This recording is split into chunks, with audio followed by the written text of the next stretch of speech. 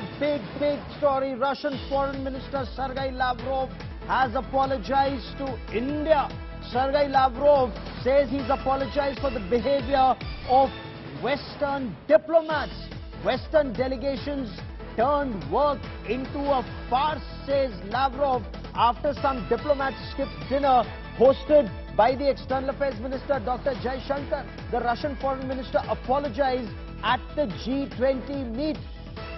Geeta, bring us details.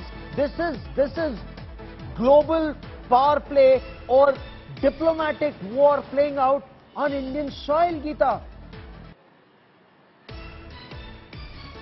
Absolutely, Gaurav. And it's not the first time. We were talking about it since morning, that they expect fireworks in the room where you have Sergei Lavrov sitting opposite Secretary Blinken, as also the German Foreign Minister, the French Foreign Minister, the European Union delegation.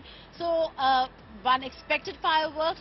There must have been direct hits at Russia from the Western front, and Russian Foreign Minister again saying that the platform is being misused against Russia, and there is an entire bloc that is working against a forward movement when it comes to G20's agenda.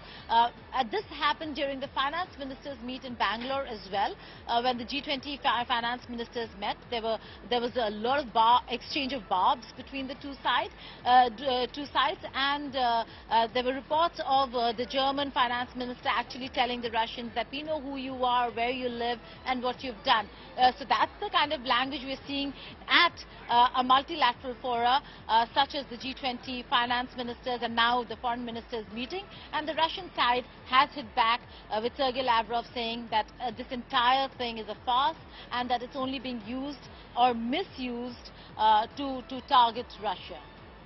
In fact, Geeta, Prime Minister Narendra Modi made a very interesting statement, and that is something that perhaps the whole world needs to take notice of, where he says no group can claim global leadership without listening to those most impacted by these developments.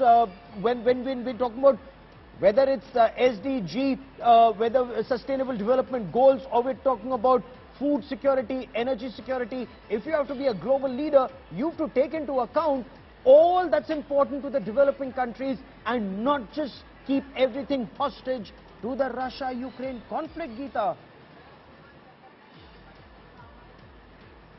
Absolutely, Gaurav. The messaging over here with India having to host the G20 and hold the presidency for a year, that's going to be quite tumultuous. The voice and the narrative for that India is setting is very clear. That while everybody is warring with each other, the fact is that the worst impacted, or the region or countries that are most adversely impacted, is the global south. And in that, talking about voice of the global south, not to ignore the voice of the global south, not to ignore the countries that are impacted adversely and are the worst sufferers, whether if it is the Russia-Ukraine war or for that matter climate change. He has been advocating climate justice, messaging to the Western world, to the developed world, that the onus is on them to ensure that climate change is fought well and in an equitable manner. Not just in terms of distribution, but also in terms of taking the blame and responsibility.